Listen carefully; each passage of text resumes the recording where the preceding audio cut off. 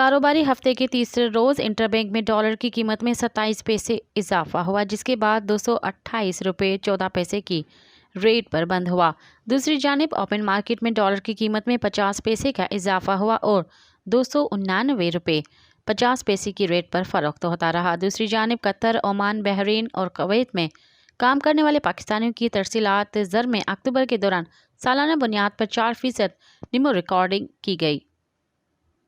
State bank के आदाद शुमार के मुताबिक सऊदी अरब और मुत्तहिदा अरब अमारात के अलावा खलीज ताउन कौंसिल के बाकी रुकन ममालिक में काम करने वाले पाकिस्तानियों ने अक्टूबर में $270 मिलियन ज़र्द मुबादला मुल्क अरसा किया, जो गुज़िश्ता साल अक्टूबर के मुकाबले में 4% ज़्यादा है। मज़ीद ख़बरन ऐं तफ़सीलात लाइ विज़िट कयो असांजी वेबसाइट www.awamiNewsHD.com ऐं ॾिसंदा रहो अवामी न्यूज़ HD।